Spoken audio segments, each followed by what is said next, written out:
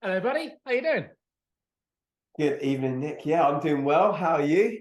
I'm very good. I'm glad you could finally join me after I've just established for those listening that Harry was waiting on another link. And I thought, finally, I'm the one that's early and Harry's the Yeah. one that's late. But lo and behold, you were there just on the wrong link. Allegedly, anyway. Good to see you, mate. Allegedly.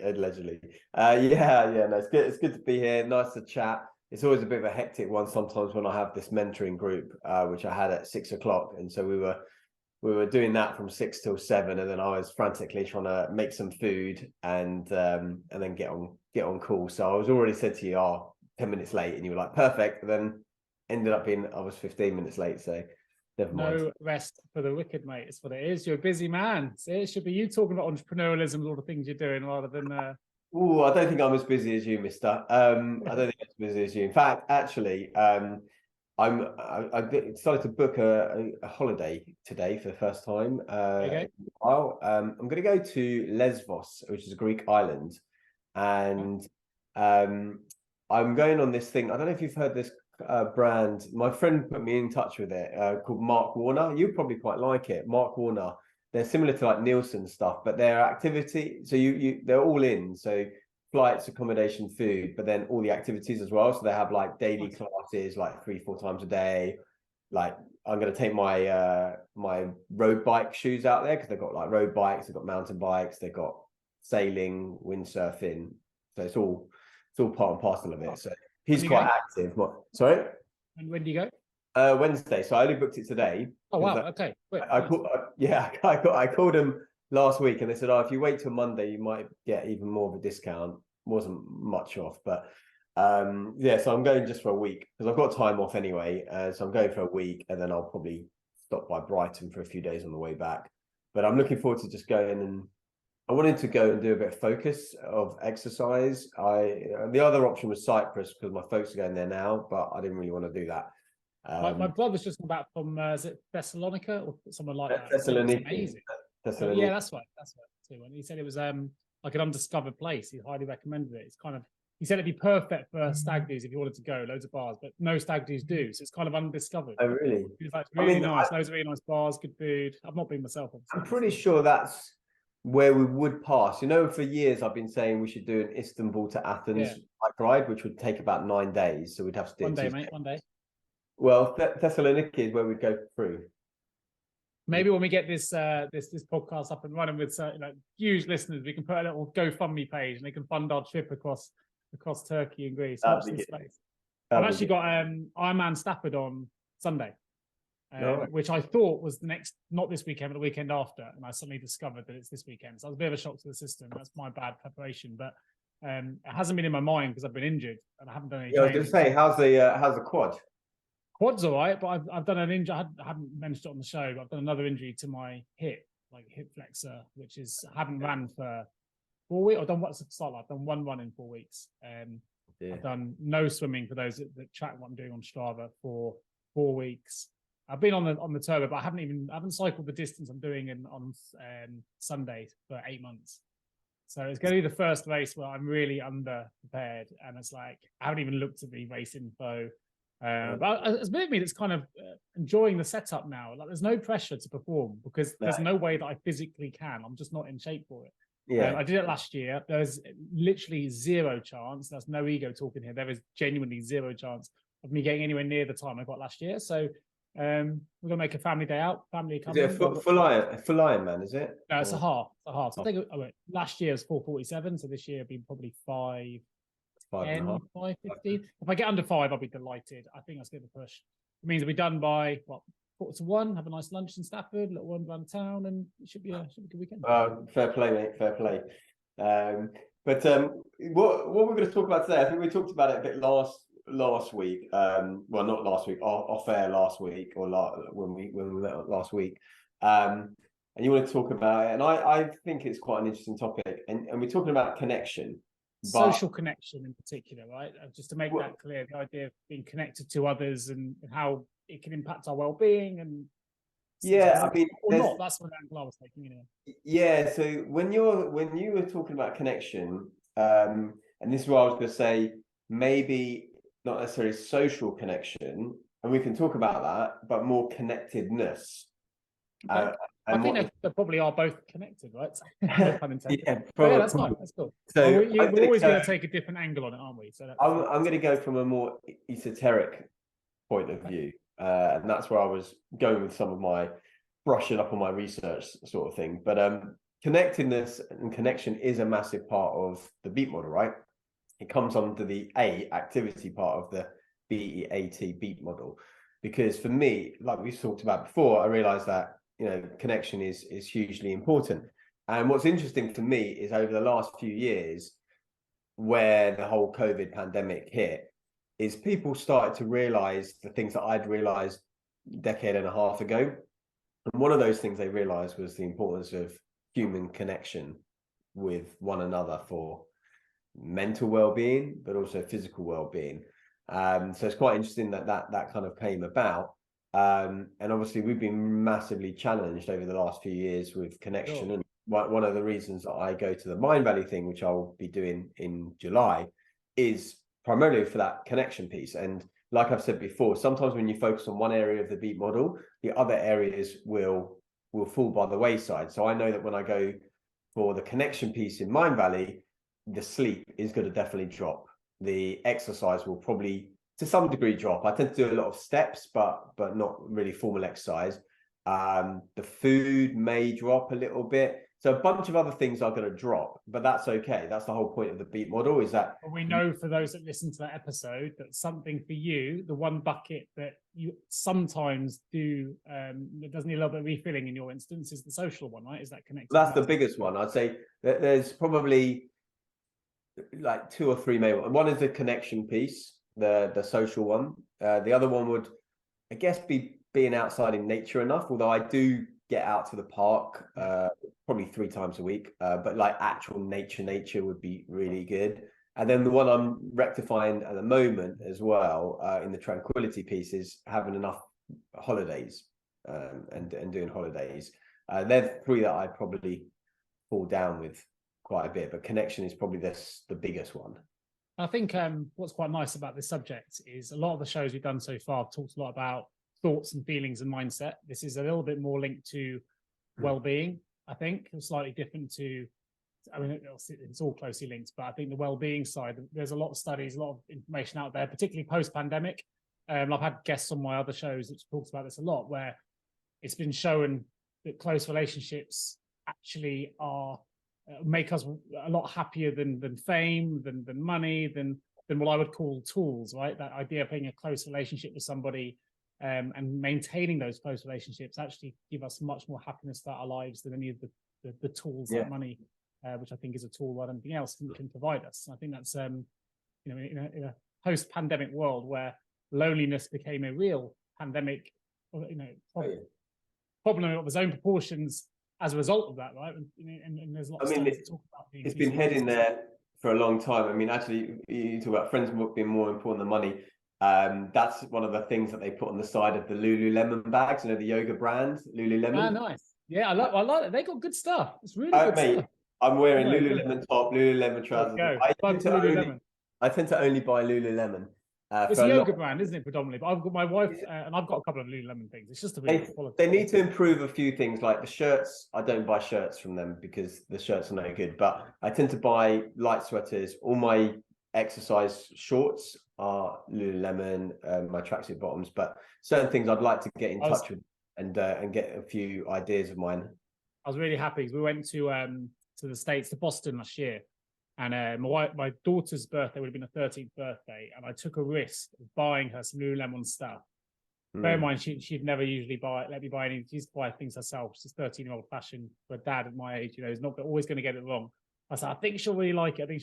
Took the risk, and she loves it. So I was really happy about that. So they're super comfortable. So that's why, I mean, all my trousers, my actual trousers that I present in companies, are Lululemon.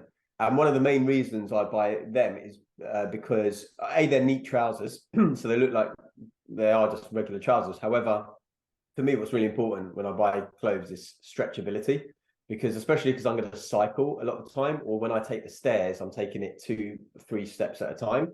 I need to be able to move my legs, and I find that so many people are so restricted in their movement and their clothing. So that's why I only buy barefoot trainers, barefoot shoes.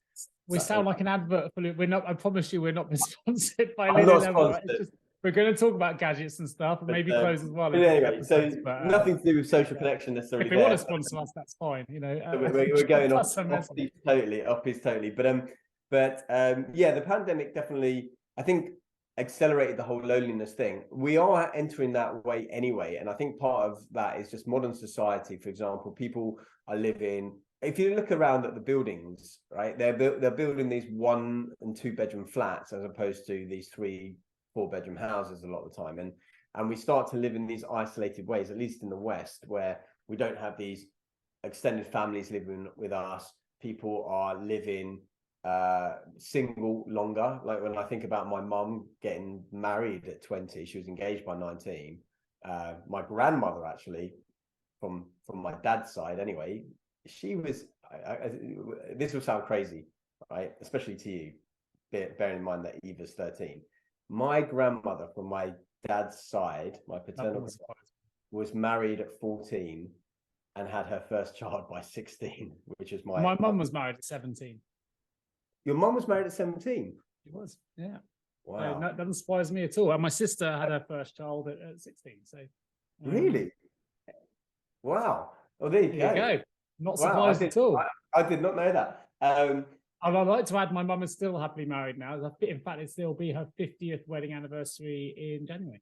Oh, wow. Yeah, my parents are on 52 at the moment, 52 years. So, and the thing is, like, but now, you know, it went to 25, 30, and that, I think the average age is beyond 30, and a lot of people having children much later as well. And we're living in these isolated places, and I think we know my feelings about technology and social media. It's a kind of a love-hate or hate-hate relationship. We're using technology now to reach out to people, which is great.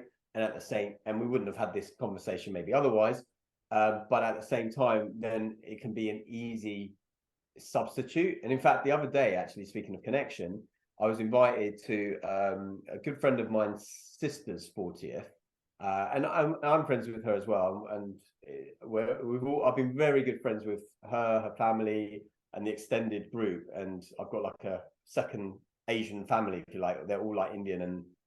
And talking of connection, one of the things I really value about their parents is their parents were friends in the 60s and all went to medical school together, came over in the 70s to the UK, and they all grew up through the medical field together. And then they all had kids around the same time who are now the friends that I've got through school connections and otherwise. And I've always admired that about them, because I know that connection and social connection is so important for longevity. And it always... Yes, listen, there's been a lot of studies on this post-pandemic. There's actually science that proves that connection improves longevity, along with a host of other benefits, which I'm sure we'll get into during the course of the show. Oh, yeah. You were talking about your friends. Interestingly, I went back to my dad's birthday was over the weekend, 3rd of June. We went home, and my auntie, his sister, created a family album for each of her siblings, and one of them, my dad got one. It's like A3 size, massive thing. And in there, you open it up, we're talking photos from my great grandparents in this album, and she's done a full family tree history, but with actual photos of different. When you look at it, the feelings that kind of brings up when you look at people you've never actually met, but you know they're kind of part of your family history and your family tree, and you're looking at all that, and you see your grandparents. I saw my grandpa who and my grandma, who's sadly no longer with us, but pictures of them as kids. And then pictures they grow up, and wow, it's just a really nice social, just a connection thing. Even though it's through a picture, you still feel that sense of connection. Oh, definitely. You connect through memory, you connect through that feeling of what's the word I'm looking for? Hereditary, I guess. Family. Yeah, absolutely. I mean, my mum, who listens to our podcast, so she'll be listening to this, so I'm gonna do a shout out to her, because she actually spent probably a year or two putting together something similar. So she created a whole book of all the ancestors, the family tree, and then my nieces as well. So there's pictures of us at different ages, the family tree going up to great grandparents and everything. And so I've got the books behind me actually somewhere there that she printed off like 10 copies of or something like that, and gave it to each of the kids and grandkids and things. So yeah, I mean, connection's super important. I think we mentioned in one of the previous podcasts the I think it's the Grant study, which is that longevity study that started in the 1930s. Finding that actually human connection was the most important thing. But I was going to ask you, maybe this will lead us into my more esoteric understanding of connection, is why do you think that human connection is so important? Why do you think this connection is so important for our health and our well-being? For me, it's innate.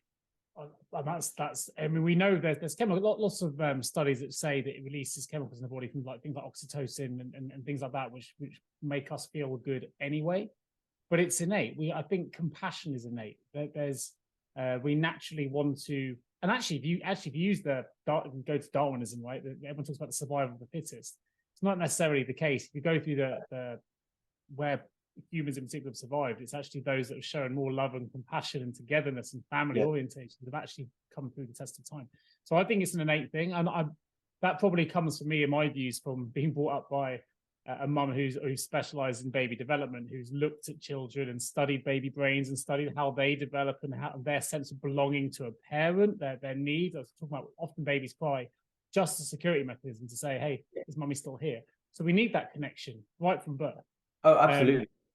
There was a really interesting study that was done by the Max Planck Institute. I thought it was really interesting. Well, they observed 2-year-olds, and it was a really simple study, nothing too complex, and you can look it up online. But the experimenter in that particular study would have 2-year-olds in a room, and he would just drop things. And the 2-year-olds would innately go and pick that thing up and bring them back and help. And he put obstacles in the way.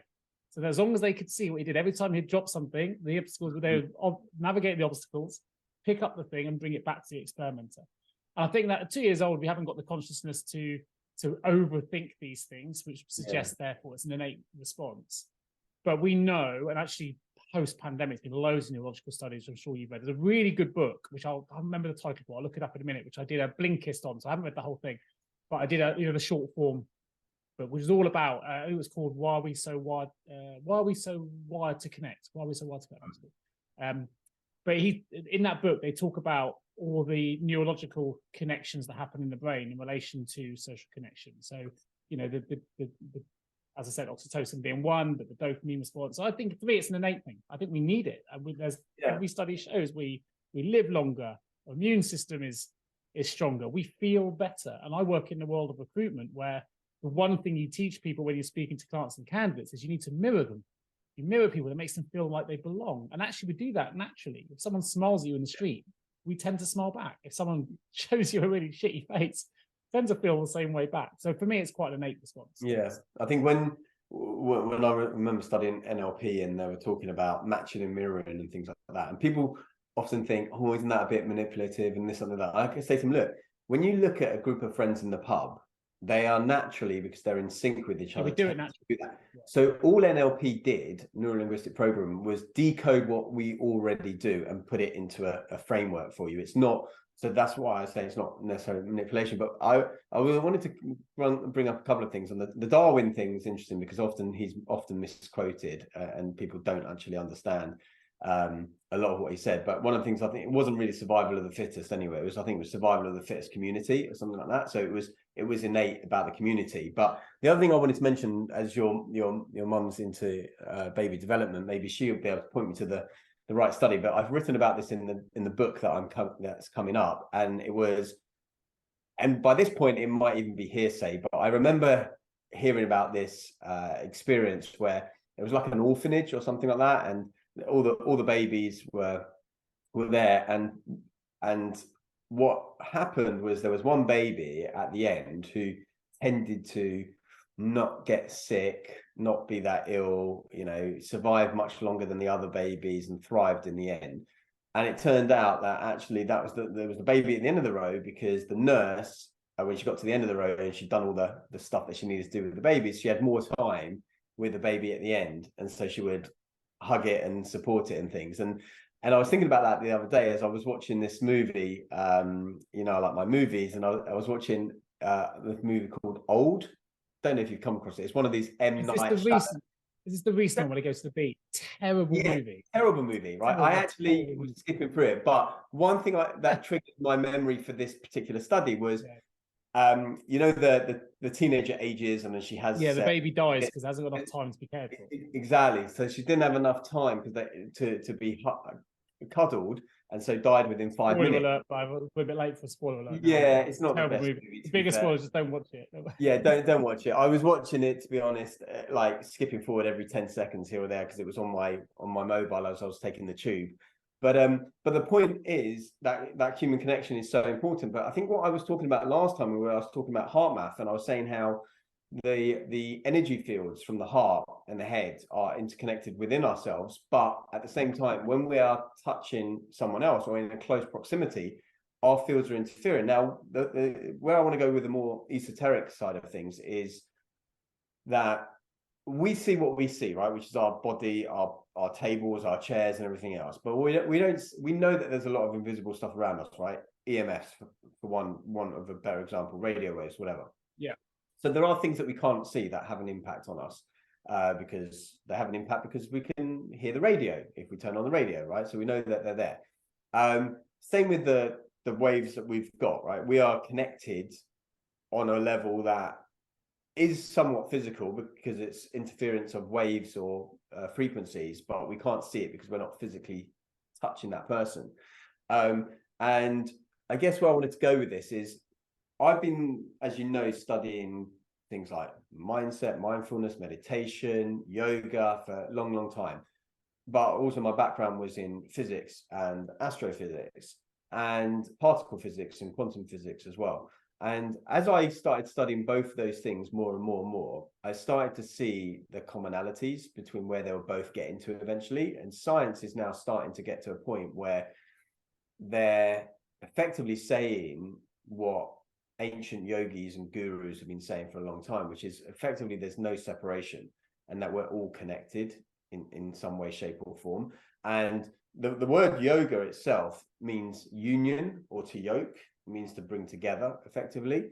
And so where I wanted to say this is that every spiritual teaching that I tend to get deeper and deeper into ultimately says the same thing, and that is we are one.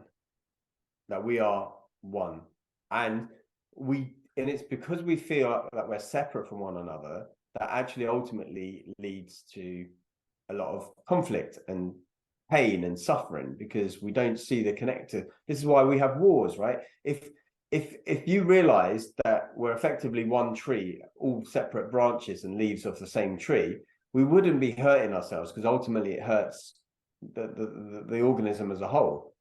And I think, you know, one of the experiences that always I think back to, not that I've had, but that astronauts tend to report back when they say they have this almost like spiritual experience when they see the Earth, because they're seeing it as one unit. And if you look at the Earth, or even if you're not looking at the Earth, but you're looking from high up on a plane, and you see, I always think when you see the roads and you see the traffic light, not the traffic lights, but the lights from the cars, the red lights and the amber lights, and they're going in different ways. I always think about it like the body and the blood vein and the veins and the blood going in and out of the heart. And our whole planet is almost like an organism in itself. Now, when we look at our bodies, we just see it as one body. But if we were to go in at a deeper level, microscopic level, we'd see individual cells, individual blood cells, and so on. Those cells don't consider themselves separate from one another, I wouldn't imagine. They're all part of the same unit. Now, when we go zoom out, we see ourselves more as connected in a whole unit. I don't know if any of this is making sense, but yeah, I mean, we talked a little bit off air last time about you and I spoke off air about what love is, and what we can go into the God question as well. It's like, what is God or whatever else, but we talk about energies, and I think you're the astrophysicist here, but the law of Newton's law is like something along the lines of no energy can be created or destroyed. It's only converted from one form of energy to another, right? Yeah. So the energy is constant. It's always there. So it has to be moving around. And if we think of love in that instance, then Sidney Banks says that he's someone that I love, the 3 principles, but he talks about how we are love. We embody love. That's an energy. God, we are, that's our true identity. It's our true self. If we look at ourselves in that way, we are energy passing, and it actually transcends most religions as well. If you look at the Buddhist religion and the energy passing on, and and all the different things that the Hindu, I understand Hindu religions are saying. But we are connected through that energy as the breath that we breathe. If we're in the same space, the chances are we're going to be breathing the same oxygen that someone else has breathed many times before. We're going to be sharing energy and sweat and water, the water that's in the earth, all these things. This is the thing is that I wanted to say about COVID illuminating to a lot of people what, maybe I've been thinking about for a long, long time. I thought that people through COVID would understand that idea of connection even more because, like you say, COVID was transmitted almost exclusively through the breath. That's basically how we are all breathing the same air. We're all breathing, like every time we take a breath in, apparently we're taking in like 100,000 atoms that were once in Marilyn Monroe or JFK or someone like that. Like it's all there. And I think we're talking about energy not being created or destroyed. Something that always blows my mind is that everything you see and touch, whether that's the car, the lamppost, the laptop, every single thing was already here on Earth, has always been here on Earth. There's very few things that have come from outer space that have, it's just a different form. We've dug into the ground, we've pulled things up, we've pulled out old dinosaurs and we've made it into oil, or like all of these things, or the Earth has made it into oil, were already there. They're just converted into, it's just one thing. And as we get more and more into, and I know you're not so much of a big meditator and everything, but as you get more into the spiritual, but like I said, the ultimate premise is that we're all one, that we are one, and it's about finding that connection to ourselves, the other people around us, to make us actually remember that is the case. And from a science perspective, I want to bring it back to this because I'm also quite science minded, and so I find that this helps explain it from a scientific perspective. But have you heard of this concept called quantum entanglement before? Quantum entanglement? No. Quantum entanglement. So Einstein nicknamed it spooky action at a distance. In quantum mechanics, so there's two main fields of physics that have developed over the last 100 years. One was theory of relativity, general relativity, and special relativity. Special relativity is all to do with speed of light, time, space, all being the same thing. General theory to do with gravity and everything. But the other field that was almost in direct conflict with that, which Einstein didn't really like too much, although he had a hand in developing, was quantum theory. So quantum is the theory of things very, very small. And things get very weird when you start going deep into them. And what quantum entanglement is this. Effectively, what it says is that when you've got two things that were once part of the same system, they're forever connected. And they've been able to prove this. So let's say, for argument's sake, you had, let's say, two atoms or two golf balls. For the sake of argument, two golf balls, right? But these are represented. Keep it simple so we can all follow along. Yeah, Mr. Astrophysics guy, that's okay. So let's say we've got two golf balls, which actually represent two microscopic particles, and we take them 2 meters apart. Well, actually, let's say we take them 2 miles apart, right? You've got one golf ball on one hill, and I've got the other golf ball on the other hill, all right? And let's say there's an arrow on those golf balls, both of them pointing up. All right. Now, if I turn my golf ball so the arrow points downwards, and you see me, and the idea is you match me, you will turn your golf ball down, right? The arrow down. Now, for you to be able to do that, let's say you've got some binoculars so you can see me. You're not going to do it exactly the same time because you have to see me do it, and that takes time for that information to get to you, and that time period is the speed of light because you have to see me. Now, what this theory, and actually has been proven in a lab, shows that actually both you and you instinctively know that I'm going to turn that arrow downwards or to the left or to the right. You don't actually have to wait for that information to come, and that. It doesn't matter whether those mountains are 2 miles apart, 2 million miles apart, or one mountain on one end of the universe and the other mountain on the other end of the universe. instinctively, both arrows are going to point down or left or right without any time delay whatsoever, which by current physics thinking is impossible, because it takes time for something to get for information to get somewhere, usually the speed of light, or it could be the speed of sound if you're hearing my voice or whatever. But speed of light is the speed limit of the universe as we understand it. And because these two golf balls were once, let's say, in the same packet, right? You bought them from the same shop at the same time, they're intrinsically forever linked. This is what's quantum entanglement, which means that those particles are linked. Now, if you believe, which is the current prevailing theory of the Big Bang theory, I don't know for sure if I believe this or not right now, but let's say the Big Bang theory is the theory that everything in the universe spewed out from one singular point. That means everything in the universe started as once in the same system, right? Every golf ball in the universe was once in the same packet of golf balls, and they are now at far ends of the universe, which means they are all intrinsically connected. They are all intrinsically connected, and this might be why. Probably links.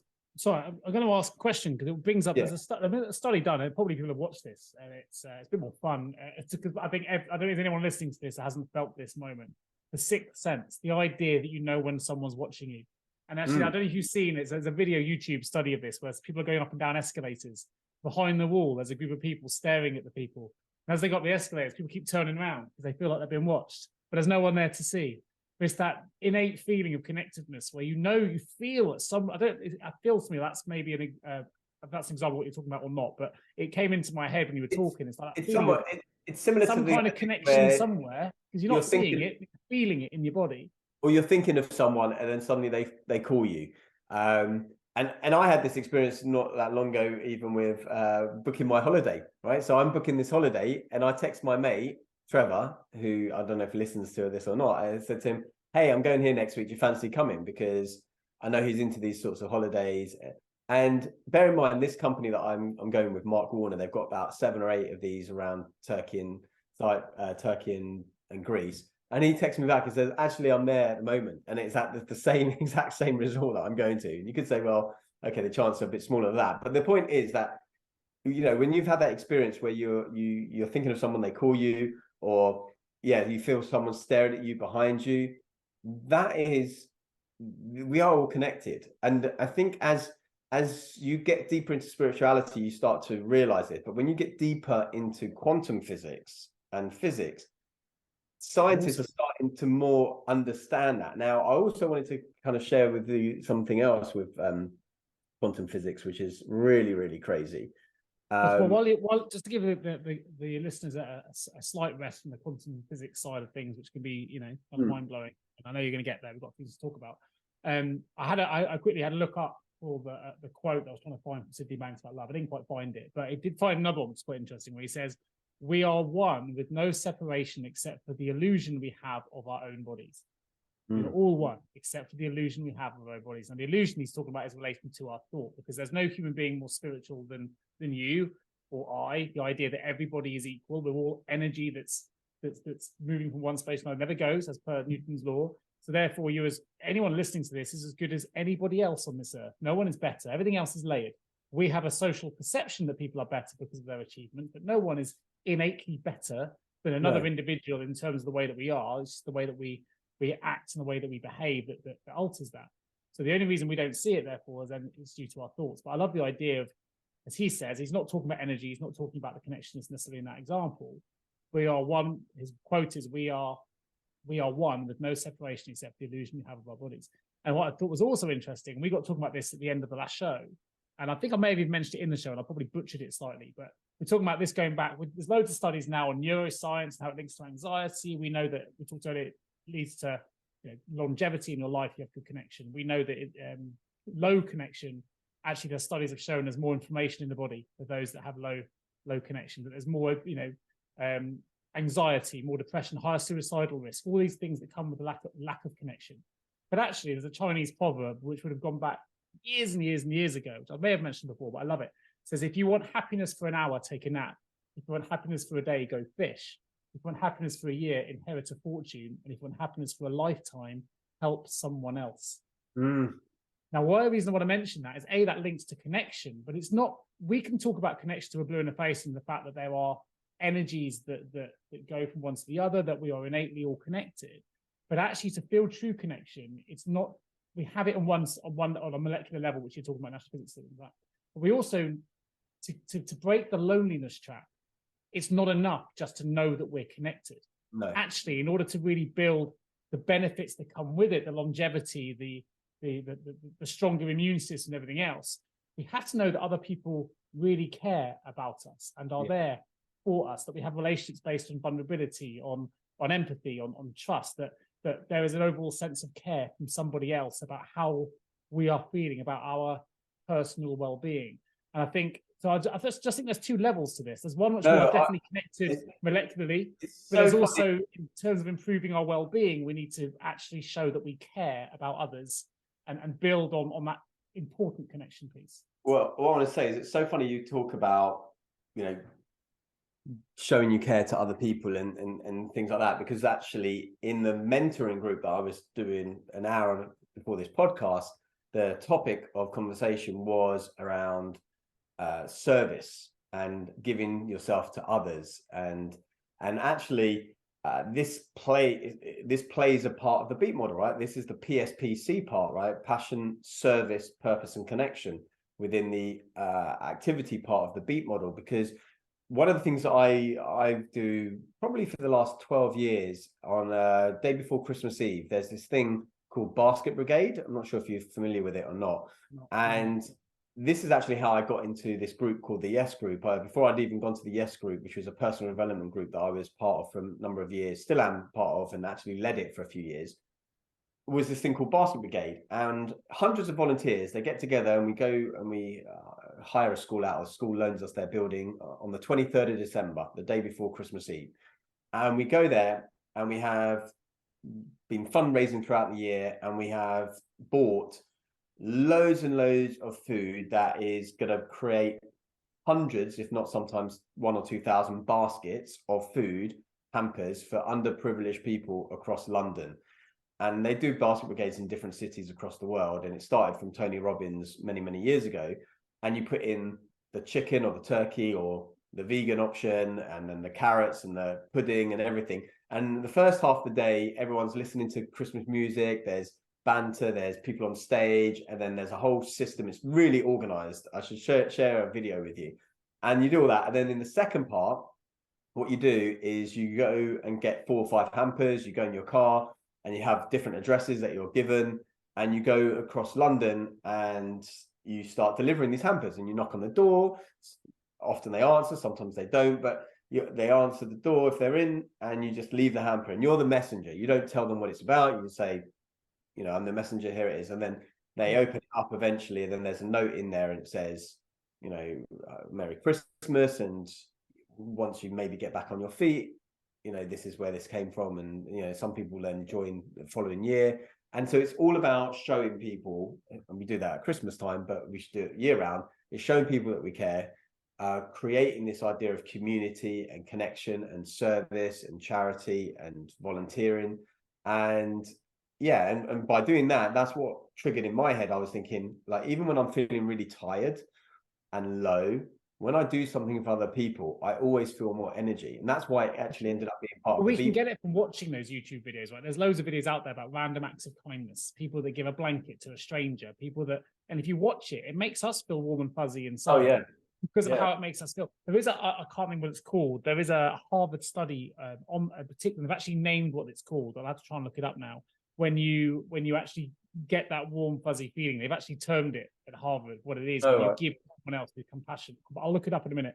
We look at compassion. There's a Harvard study on it, which I thought was really interesting. And they showed actually on a slightly separate study, but it built on it, which made me think about it. So it was a Harvard study done where they named what that warm, fuzzy feeling is. Then there was a follow-up study. I think the first one, I don't know, I'm going a bit off track, but I'll look it up, the study, and I'll find it. But a guy called Nicholas Christakis, and I looked at this pre-show, which is why it comes into mind now. So we have that warm, fuzzy feeling, right? And we want to push it on. But Nicholas managed to, at Harvard, studied to show that actually if one person acts with compassion, it can build compassion in people up to 3 degrees of separation from ourselves. So if I'm a naturally more compassionate person, the study that he did at Harvard showed that it means my wife, my friends, my neighbors, my siblings are likely to be more compassionate as well.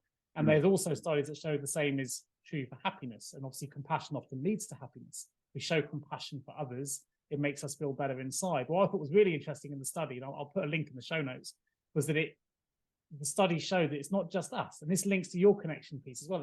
If you and I are together on the street and I do something and you see it, it's going to likely to make you more compassionate, and the person you with up to 3 degrees of separation.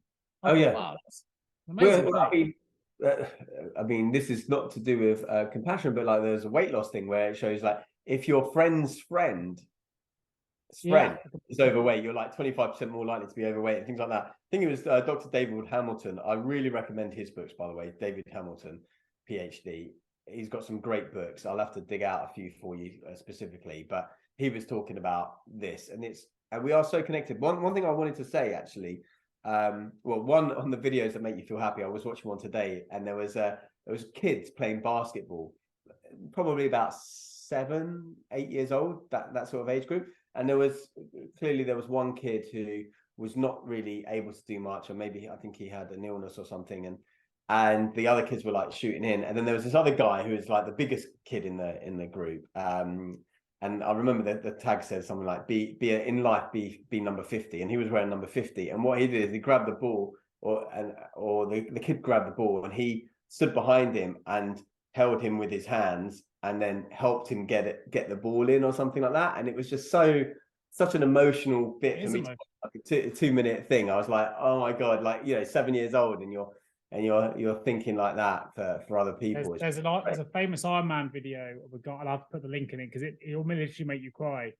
Does for me anyway. It brings emotions out of us. Where the dad takes his special needs son through an entire Ironman race. He pulls him on the, in the water. You may have seen it. I've seen this one. And he runs with him. It is a real tearjerker. He does the whole Ironman with us. And the expression of his son as he crosses the finish line for all the special needs he has to deal with. I mean, it just breaks you down. But it breaks us down as people watch. I'm welling up now thinking about it. You know which one I'm talking about. I'll definitely find a link and put it in. Yeah. But, I mean, even going back to the Spanish proverb, right, where they talk about helping someone else is if you want happiness for a lifetime. We're seeing many, many, many more now, very successful entrepreneurs, billionaires, millionaires, whatever it might be, that when they actually make their fortunes, they realize it hasn't quite given them the full-time happiness they thought it would come. So they become much more philanthropic as they make their fortunes. I interviewed a guy on a payroll podcast that I've got. It's called the Payroll Podcast. Not that I need to plug it on this show unless you work on payroll. There's a guy called Steven Sarowitz, who is a billionaire, one of the first payroll billionaires. It's a big business in the US. And interviewing him, and he is a billionaire, so you don't get a chance to speak to these people very often, right? And his whole philosophy now, he's actually of the Baha'i faith, which I thought was really interesting. And he's become very spiritual since making his fortune and everything else. But his ambition is to leave over $1 billion, or to pledge over $1 billion to philanthropic causes. And that's what gives him happiness now. It's not about the money he's making, it's about what he's giving to others. And he's one example, but there are many out there. Warren Buffett, who's developed the Giving Pledge. The Giving Pledge, where donate 99% of their wealth. And one of the things that reminds me, I think it's Andrew Carnegie. Have you heard of Andrew Carnegie? He's like the steel magnate of the 1800s or something. And I think it was his philosophy. It's like spend the first half of your life making money, and he spent the second half of his life wanting to give it away. Giving it away. And, love him or loathe him, Bill Gates is doing somewhat similar like that. I've got my own views on him in particular, but his mentor, if you like, was Warren Buffett. And Warren Buffett is the one that started off the Giving Pledge, I believe. But they're all of the same ilk of like the Andrew Carnegies and all this, where they are building their fortune and then maybe giving it away. We'll see if it's truly philanthropic or not. But that's the idea, I guess. There will be people listening to this that are feeling lonely. And if you base it on the American studies that have come out, I think it was after the pandemic in 21, it says 61% of all young adults were struggling with loneliness. 51% of mothers with children struggling with loneliness, of which 50% said, and as you can find the study online, said they wish someone would just ask them how they're doing in a meaningful, genuine way. That's the difference. That's the icing there. People need to understand. It's not about saying you're okay. It's if this show now, and funnily enough, someone did this for me. So we talked about connection in social media, one of the other shows, and I said, actually, it can make you feel really disconnected being on social media. That was a quote I was talking about and how it makes me feel. And it was really lovely. And the listener listens to this, or listens to the show, literally got in touch with me and said, Nick, I'm just reaching out to you to let you know, haven't seen you much on social. I'm always here if you want to feel connected. Really lovely touch. But you know, if we can inspire people to just pick up the phone and actually make that connection again for the people we haven't connected with recently, because it means so much to both the giver and the receiver, right? Well, yeah, and how you feel, other people feel. And what I wanted to bring up a little while back, I can't remember that guy you were quoting where he was talking about no distance between us, or what were you talking? That's Sydney Banks. Sydney Banks. And I wanted to say that you might have heard in a yoga session, often at the end, a teacher might say namaste, namaste. And so effectively what that means, loose translation, all of these things, but the light within me recognizes the light within you, and that there is no distance or space between us. And effectively what that namaste is saying is that we're all the same, and that we're all connected, and we're all the same thing, which I really like. And I probably didn't know what that meant for many years after hearing it. And so that's why I thought I'd share that now. But I also wanted to say that the reason we're so connected, and again, bringing it back to from a science perspective, because a lot of times people might hear, oh, it's all airy fairy, this, that, and the other. Okay, we're all one, we're all connected, whatever. It's not. And this is what I'm saying, is that science is proving what these spiritual leaders have known for a long time. And kind of going back to that quantum physics part of thing, there's this thing called the double slit experiment, which I wanted to share with you. Double what? A double slit?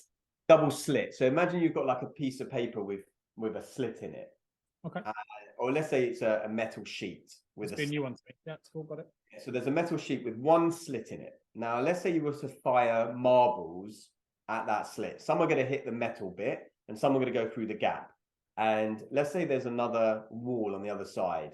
Let's say actually it's a paintball or something like that, because that would be easier. Paintball pellets. And it will make a strip where it's gone through, where it's hitting, right?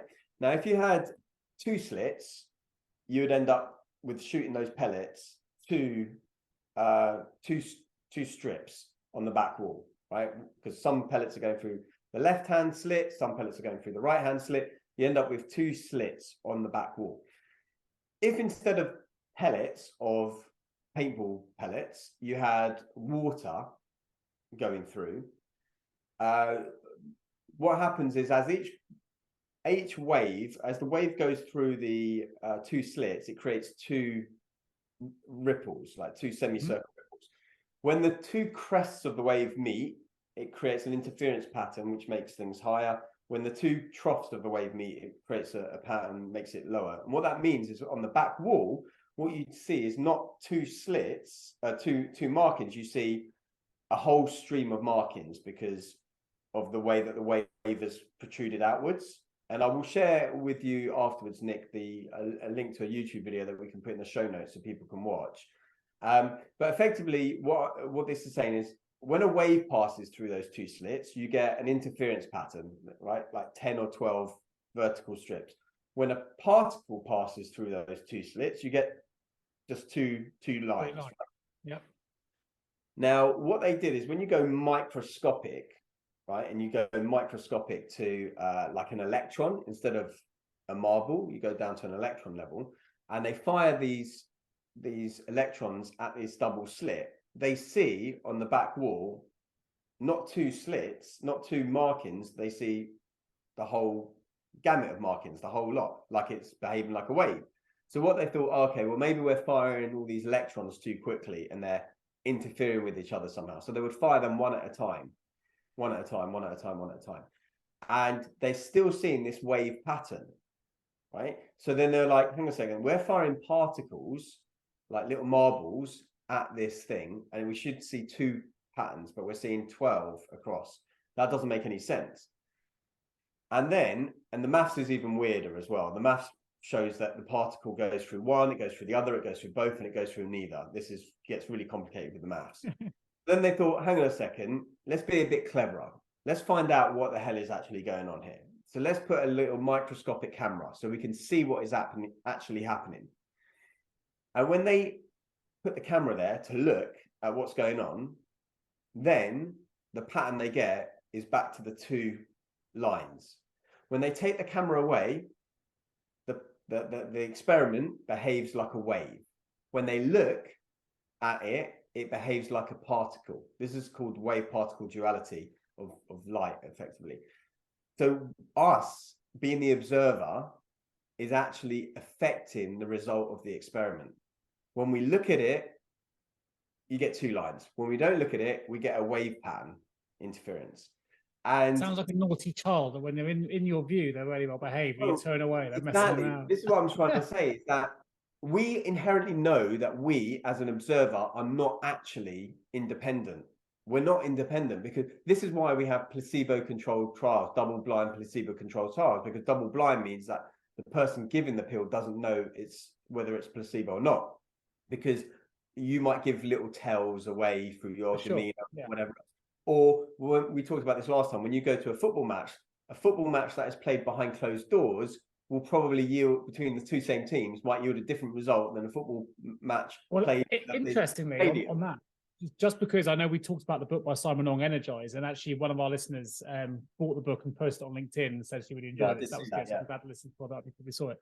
But in that book, he talks about, and I'm going to get the name wrong because it was on the book, but I'll just give a broad example. And I can't even fully remember exactly what the ailment was. I think it was onset, maybe onset dementia or something along those lines. But early onset dementia. Maybe more physical. I mentioned it before.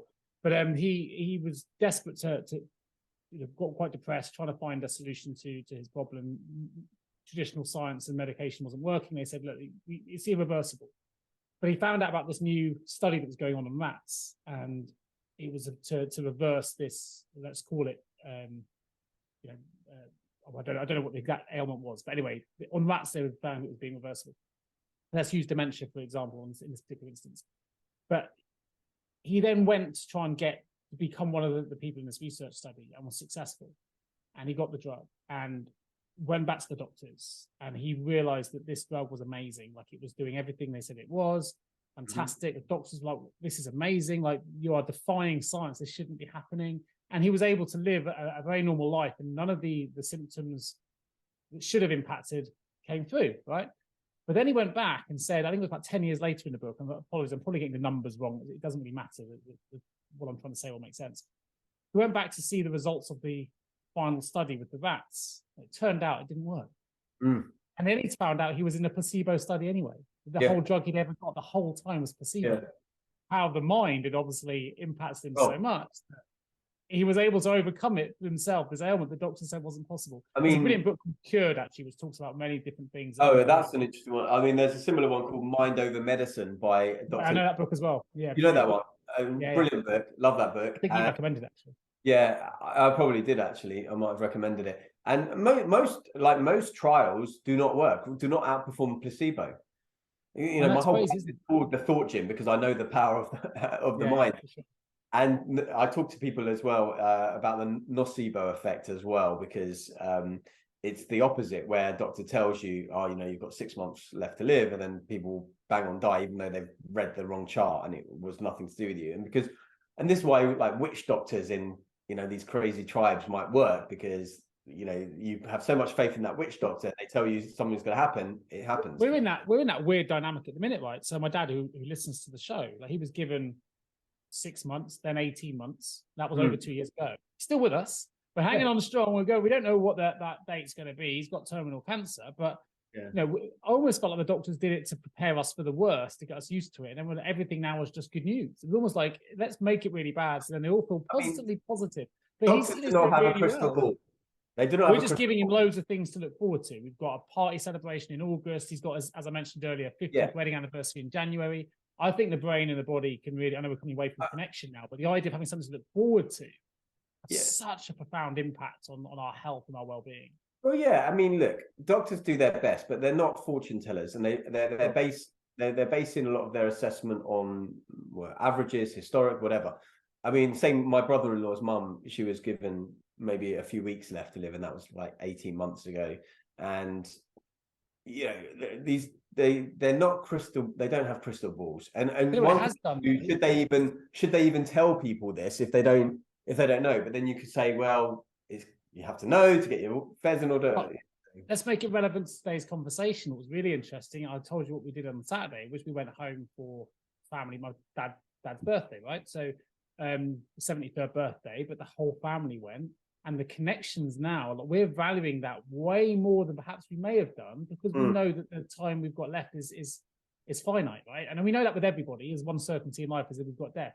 But when we know it's a potential a bit closer than we want it to be, it's amazing how much the family pull together. And if they listen to this, it probably isn't, but if my sister listens to this, I know it's strengthened my relationship with both my sisters. I believe it's probably strengthened my relationship with my brother, which is a real positive outcome of actually a terrible situation. But it's when these kind of situations can bring the sense of community together, the sense of family together, right? And there are always positives in these situations. And I think that's a really, really positive one, because it's brought everyone together. It's made us all a bit more compassionate, a bit more empathetic, a little bit more understanding, a little bit more patient. And I mean, keeping it on the connection piece is that, because obviously the family is an obvious example, right? You're super connected to the people around, right? The actions that you take are going to affect other people. Or if someone like dies, it clearly affects massive amounts of people. We're all connected on an emotional level, a spiritual level, an esoteric level. And I think that most problems stem from the fact that we don't really know that. We know that, but we don't know it. Look at mental health in teenagers and children, right? Where they're trying to socially conform. They're trying to build their connections. They're trying to be more popular, in inverted commas. So they make decisions about their bodies or their mental health or whatever it might be, in order to be seen, in inverted commas, to be doing the right things, to be higher achievers, to be have more friends, more social, whatever it is. We do these things because we seek that connection, sometimes in the wrong ways, right? But it has such a profound impact on the way that we manage our lives, that need to want to be accepted and need to want to have more connection, because the connection we think if you have lots of it, 1,000 friends on Facebook, it means we'll have X, Y, and Z. But it's really about whether someone truly values how you're feeling and truly cares. That's what we really earn. Well, this is why I really like the idea of, and I would love it. I remember years and years ago, I went on this meditation retreat. It was probably the most intense thing I've done. And I've done some intense things in the past. It's called Vipassana. Yeah, it's called Vipassana. It's a 10-day meditation retreat where you're not allowed to talk. You're not allowed to make eye contact with anyone. I think this is the one I was thinking of, actually. Yeah. You don't eat after midday. You wake up at 4 a.m. You start meditating from about 4 a.m. On and off, you're doing about 12 hours of meditation a day. The first 3 days, you're focusing just on the sensations around your nose. But every day I wanted to quit, but I knew that I wouldn't, because I went in there saying, I'm gonna do it. I'm gonna do the 10 days. But around day 8, I had probably the most spiritual experience there, because you get to a point where you're scanning your body and you're actually able to almost sense the atoms in your body. But you start to, or I started at that point, not to go too much into it, but just to have this experience, this almost out of body experience. But what I wanted to say is that once people really know and know it emphatically in their system that they're connected, it is a very different approach to how you live your life. And to get to it in an easier way, I was thinking, I think we talked about flotation tanks before, and the point of the flotation tank being the temperature's the same water, there's total blackness, and you can't tell where your skin ends and the rest of the world begins. And it's this idea of dissolving the body, dissolving the ego, to this idea that you're connected to everyone. Plant medicines, maybe we should do a different talk about plant medicines. I'm not sure how familiar you are with them, but I've had a couple of experiences. But one where you take a substance and it's like your body has dissolved. There is nothingness there.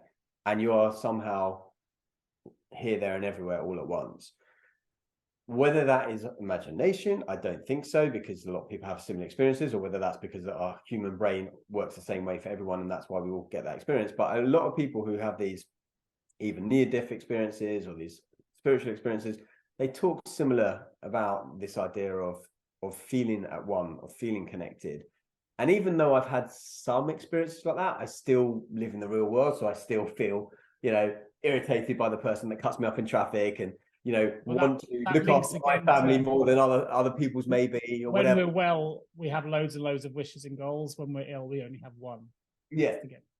Well, it's interesting you mentioned ego, because ego, Sydney Banks has a really famous quote, and it's famous because ego is always front and center when we talk about anything to do with coaching or our sense of self. The ego is one of the things that gets in the way. And one of the first things we learn when we become, follow the executive coaching and mentoring courses is you need to leave ego at the door. Easier said than done, right? For a lot of people, because ego is something that we tend to adopt and care about. But Sydney Banks says ego is only what you think you are and what you think of life, nothing more, nothing less. And that's kind of where I was thinking you were going with the flotation tanks, is that feeling of just freeing the mind of all negativity, freeing the mind of all the things, just letting yourself float and be at one. That's the connectedness with nature, connectedness with the water, connectedness with self. Well, because there's no issues there. There's no issues when you realize your true nature, I guess, and I guess I'm definitely edging this conversation more to kind of the spiritual realm. Well, let me take out the spiritual. Not a great example, and you know this story, but the listeners, or some of the listeners, won't. And this is a genuinely true. You may not believe it because of the odds of this, right? Absolutely true. I'm kind of giving away what happens early by telling you that at the start. But one of those moments where I looked out and I had to phone my dad immediately, talking about connection, and tell him what just happened, because I had to speak to it's funny who you call upon straight away when you've got something really important to tell. Straight on the phone to my dad to tell him. This was the story. So I went to a stag do in Prague. I went to a stag do in Prague for a friend of mine who lived in Singapore, was getting married. Now, he had loads of friends going to the stag do in Prague. I was living in the UK, in Kent at the time. And the only person I really knew at the stag do was him. And I met him at university in Devon. Right? This law common to parents. We're in Prague. People from all walks of life are out there, in a location that none of us had met before. And we sat at the dinner table, and I was sat, this would have been 15 years ago, and the guy next to me was probably in his 50s. And you do the old standard, what's your name, where are you from, how do you know Andy, the groom, if he's listening to this, Andy Martin. And he said, I can't actually remember his name, but he said, I'm from Salisbury, which was my hometown, so I grew up. I was like, And for those who listen to previous episodes will know I got the crap kicked out of me when I was 17 in Salisbury Underground car park, right? That's where I grew up. But Salisbury, that's where I'm from. I said, whereabouts in Salisbury? I might know. And he goes, well, actually, I was in a village just outside Salisbury called Woodford. I said, I know Woodford really well because my mum used to run Woodford Nursery School, and that was in Middle Woodford. And he said, well, if you know the Woodfords, he said, I was in Lower Woodford. I said, I know Lower Woodford really well. I used to come through Lower Woodford to get to the nursery school. So I said, I was Stratford Castle. For those who don't need to have Woodford geography, but that's just outside Lower Woodford. And he said, you would have come past my house. He said, I used to live between Stratford Castle and between Lower Woodford. And there's a group of houses. And I said, I know exactly the houses that you mean. I said, what was the name of your house? And he said, Carrier's Crossing, my house. Yeah. The guy was 30 years older, met him in Prague, sat next to him in a restaurant that my friend stag do, who was from Singapore. And two people before me used to live and grew up in the house that I was now living, or my parents now lived in. And it was like, I don't know how many houses there are in the world, but I know there's 7 or 8 billion people. Yeah, it was just that spooky moment of understanding. And there's loads. You speak to people about this story, which I have done many times. It's probably the weirdest thing I've come across. But every person, to a man or to a woman, will say, funnily enough, I have a similar story. There's so many stories out there of connectedness. You've met someone on a random island in the jungle of Nepal. I guess we explain this all, but when I say small world, whenever this happens, go, small world, right? You're halfway around the world and you meet someone from your hometown, and you think, okay, and the skeptics and Muslims might say, well, is it really that random? If you're like on a backpacker trail there, you're going to meet someone eventually. But at the same time, yes, there is. The same house, just like blew my mind. And think about the internet, right? Why is social media so popular, right? Because it's bringing a connection of some sort. Like, we've argued about whether social media really brings connection, but let's think from an internet perspective. The whole point of the internet in the first place, when it was developed in 1979 or whenever it was so that people didn't have to take the floppy disk from one end of the university to the other, and it was to create a connected network so that there could be communication between two nodes, right? We are the nodes, us humans are the nodes, right? First it was the telephone, then it was now the internet and everything else. And so there's this strive to be connected, but I think that what we don't recognize as we start to do this and my feeling is this, that all the technology that we eventually build is doing things that we inherently can do without the technology.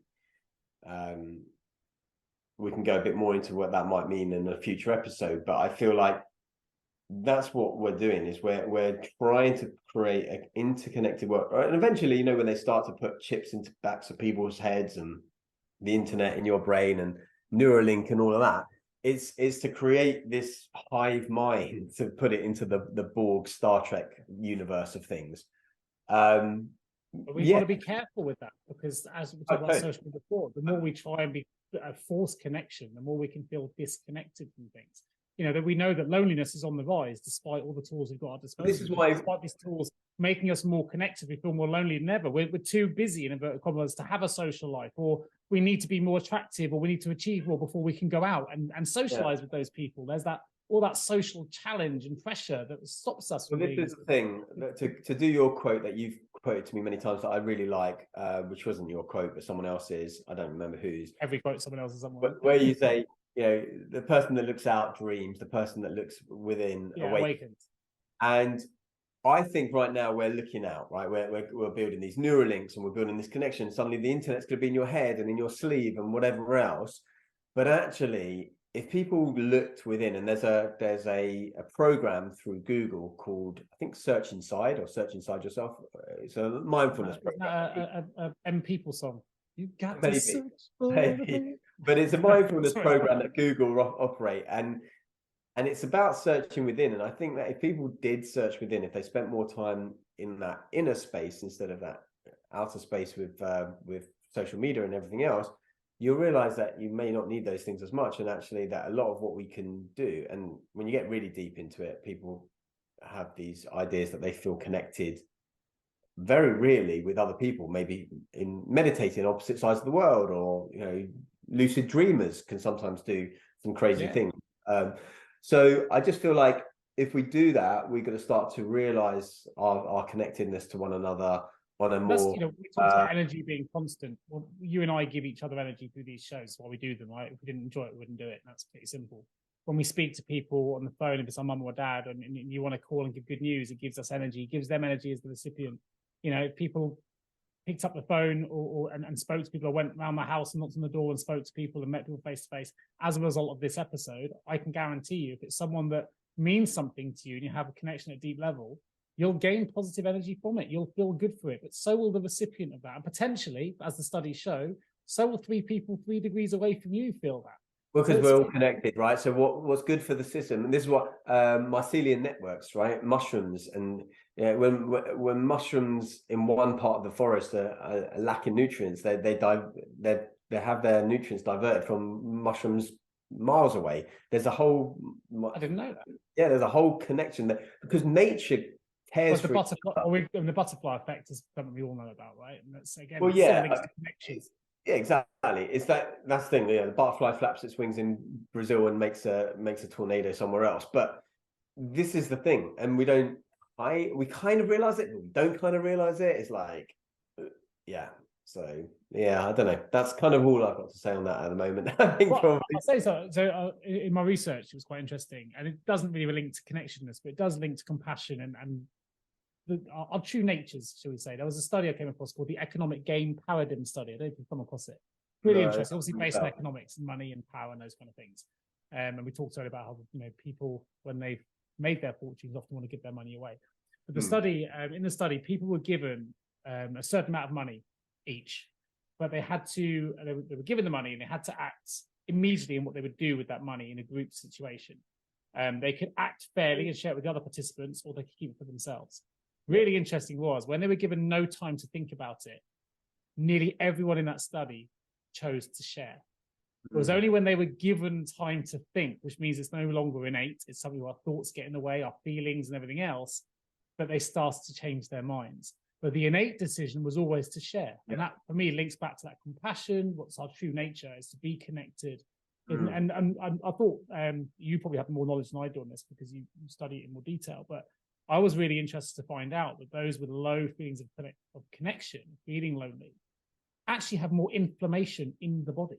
So it impacts us physiologically. as well. It's not you're just a going to feeling you have in ultimately our have mind, we have stress. information in the body as well. Yeah, well, yeah, for sure. That's it. And stress breeds information. I mean, ultimately, most ailments are stress related in some way, shape, or form, right? The food stresses you, the exercise can stress you, the situation stresses you. But if you feel your true nature, which is that to be connected, then and we have these sayings. Remember these sayings, right? A problem shared is a problem halved, right? We have these sayings, and we don't really pay attention to them because we think, oh, it's just a saying. But like, as you've mentioned before, when you hear a cliche, you pay attention.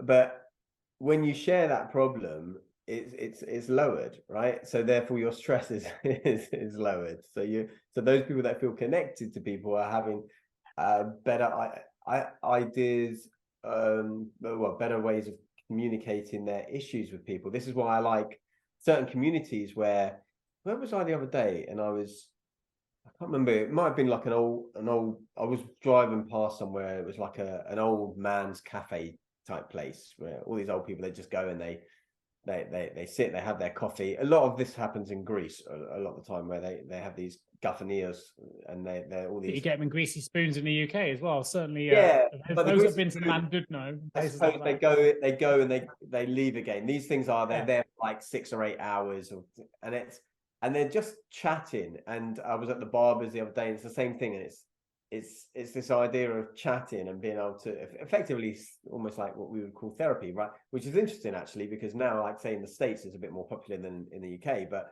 because we are in these isolated 1-bedroom apartments here, there, and everywhere, we don't have that connection with other people to study these issues. Whereas before, we would have more of that community to be able to share those issues. And I think the sad thing is when you feel disconnected, it makes it really hard. Actually, the reverse is also true. But when you're in that 1-bedroom apartment, I'm not that I've experienced it, but I've seen others that have. It becomes a self-perpetuating cycle where it's really hard then to come out of it, to pull yourself out of it. Like anything, we know that vulnerability can be contagious and it makes other people more vulnerable. Well, actually, if you're lonely, it can just make you more lonely and more fearful. I was there on Saturday, right?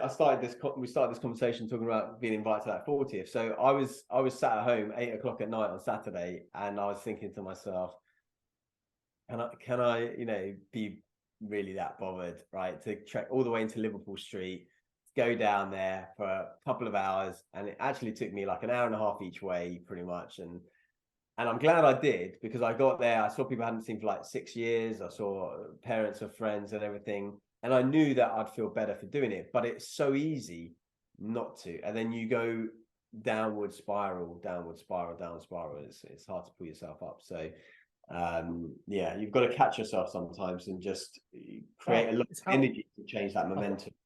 Positive story is how I met my wife, right? So friend of mine was doing my wife went to drama school, and they were doing a final showcase, this final piece you do when the agents come and you get everything else. And he went to university with her.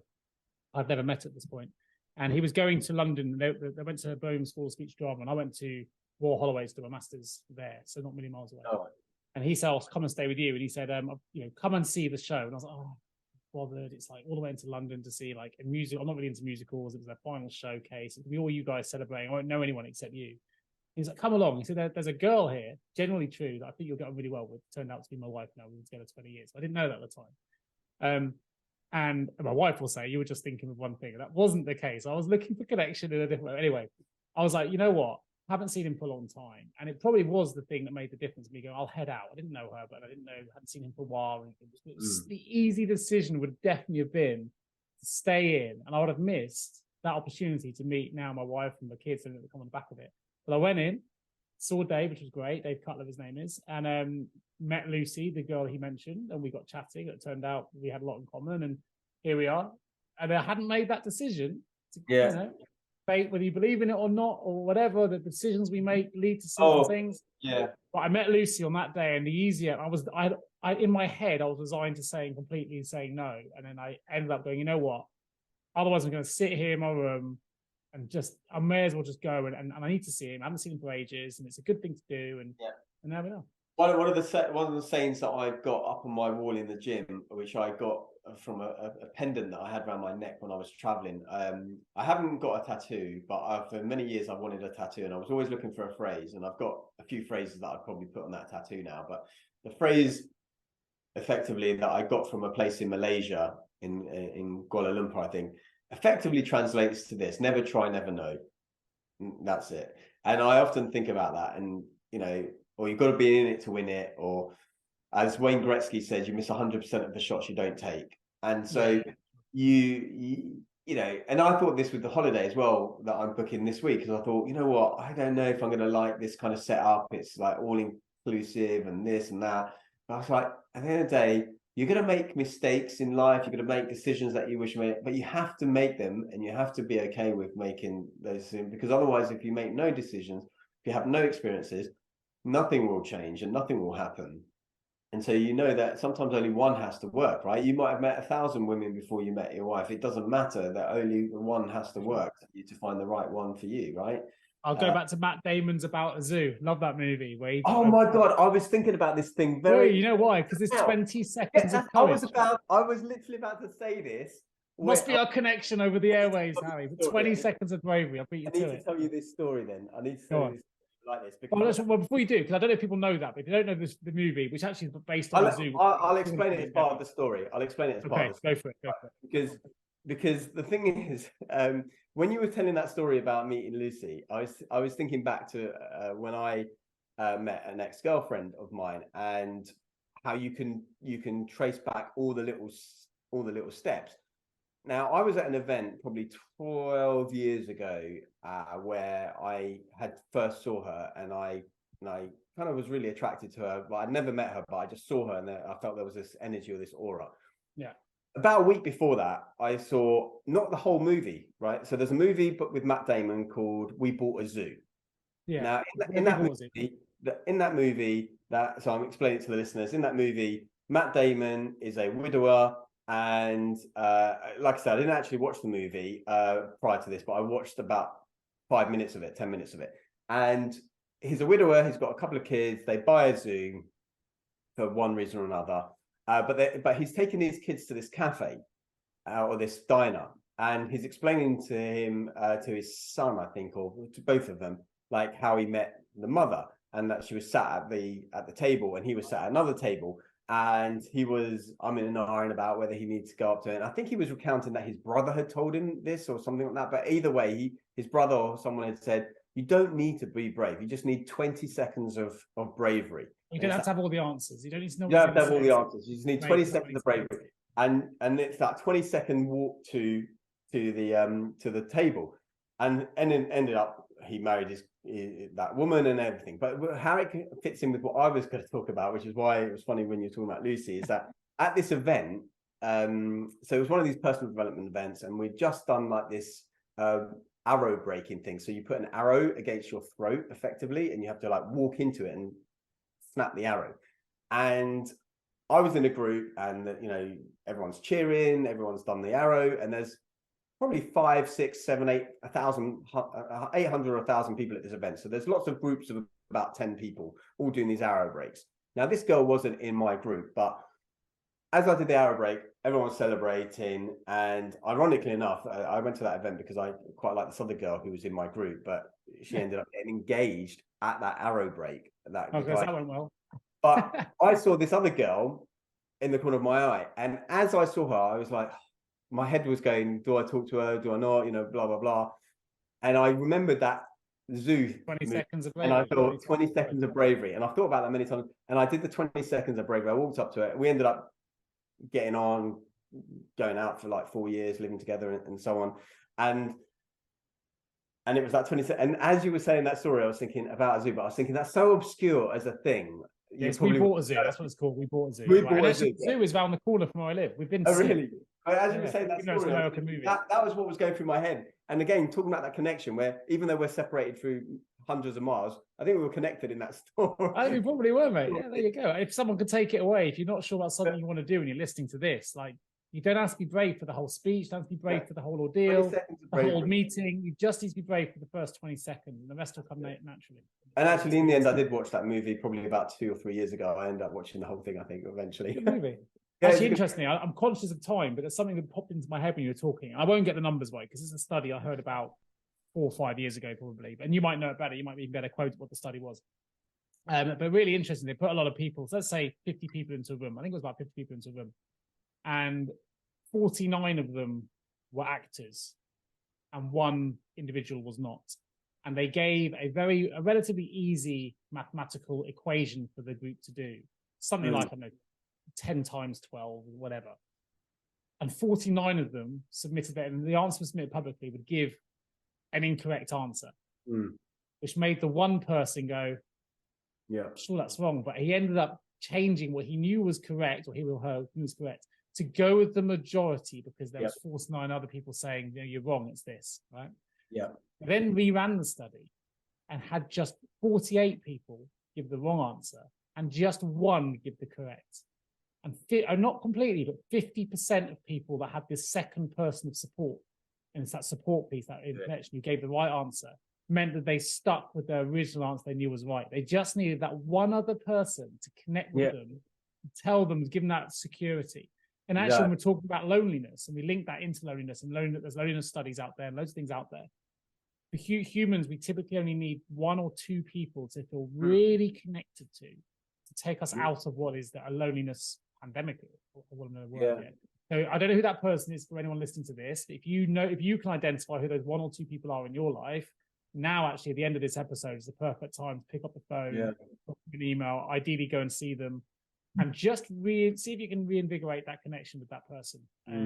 A really interesting study. I don't know if you know about it. I've got exact numbers. I do know that study and several others, and it just goes how we're persuaded by the masses, which actually is an interesting and topic to itself. I'm probably the one person that would defy those, because that tends to be what I tend to do. But when you were talking about that, I think you quoted this video before in an earlier episode, but it's one that I used to show in one of my workshops. I call it the first follower. Is the crazy guy in the field dancing and no one's dancing? Have you seen this video? So there's crazy guy, and it's at some sort of festival, and he's dancing and nothing's going on. And then eventually a big crowd ends up coming. But the video that I show it is because it's not the leader that was important, because it was the second person that came and danced with him. And then everyone else then gave permission to everybody else to go and dance. And I think I call the video the first follower, but I'm not sure if that's what it's called or not. But it's one we show in some of the workshops. And it's about that first follower is important, not the leader, because you need that first follower to actually allow other people to then jump in and everything. So interesting.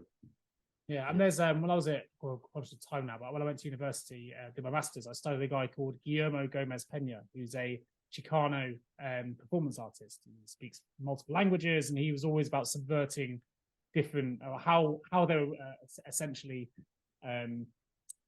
oppressed by other communities, particularly by the states, in particular as Mexicans, and he would subvert them by dressing up as a Mexican bandit, and he crucified himself on the beach, and people would throw things at him and do little things because he was dressed as a bandit. They assumed he must have done something bad, and even couldn't get the subverted thing. What was interesting is he did a show in Leicester Square, and I highlight this because we always think that we wouldn't be so silly or foolish to fall for something like this. And he did a show, and I studied this for my masters, and I've actually got to perform with him, which was amazing, at Tate Gallery, which is one of the highlights of my university days. I felt very privileged. But he's still performing now. Guillermo Gomez Pena is his name. He did a show years ago with a woman called Coco Fusco. And what he did is he put himself in a cage in the middle of Leicester Square. And they were both naked, but with their privates kind of covered up. And they were acting as if it was kind of a roll up, come and see these people. We've just discovered this new island, this little island off South America, which we didn't know was ever inhabited. Turns out there were people on this island who have never been influenced by Western culture ever. No one's ever kind of inhabited this island before. So therefore, they are completely unique, and they're still doing all these weird and wonderful things because they haven't had any kind of Westernized influence. So you could come up and see them in a cage, act in all their funny ways, and you could pay money to have photographs with them. Obviously, what they were subverting is how they felt as Chicanos and how they were ostracized and marginalized, really, by others. But you can see the footage online, in the still black and white photos of this, but there were queues of people queuing to watch these two humans in a cage. and very few people questioning the fact that we'd locked up 2 human beings and were showcasing them for everyone else to see. Because they weren't westernized, therefore they were looked upon as if they were a subhuman. Yeah. And as human, well, I would never fall for that. Well, have a look at the press, because there were loads of people around London queuing up to have a glance at these weird people in cages, and no one thinking to open it.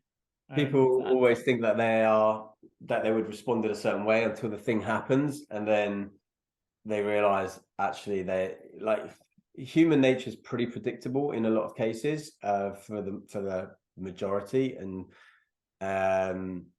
yeah, so but it only takes, if you watch the video, it only takes a couple of people to suddenly go, hey, this is wrong, and suddenly everyone's okay now. Well, it's the opposite of your dancing man, really.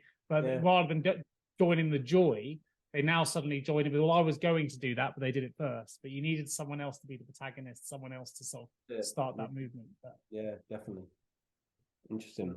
Cool. Anyway, mate, we've rambled on long enough probably today. Wow, long session. I'm just looking the at shades back on. I love it. I love how you. But these aren't my shades. These are actually glasses, so I can see. You've been a blur most of the time. So okay, mate, I've got mine behind me. These are not my blue light. I bought these because of you. Ones. You encouraged me to buy these. There you go. Yeah, I can see. I can see. Yeah, I can see the screen as well. Lots of reflection. These are actually not blue light blocking glasses. These are normal cycling glasses, but they're prescription glasses, so I could actually see my notes. Well, next time I see you, buddy, you'd have been back from Greece. I'd have finished, hopefully, complete. I'll be in Greece actually, so I need to remember to take my microphone with me. I'll be in Greece. Oh, so we're still recording. All right, well, I'll see you next Monday. I'll be able to tell you how the race went. Awesome. Well, good luck with that. I'm sure you'll do fine, even if it might not be your best ever time. It'll be fine. We'll get through it. Have a good day. Social connection with my family. All right, buddy. Well, listen, I hope this has enjoyed it, and keep sending us the feedback, keep sending us your comments, let us know what you want to talk about, and otherwise we'll just catch up on Monday. Exactly, and have a good week, listeners. Awesome. Enjoy Greece. All right, cheers, Harry. Take care, mate.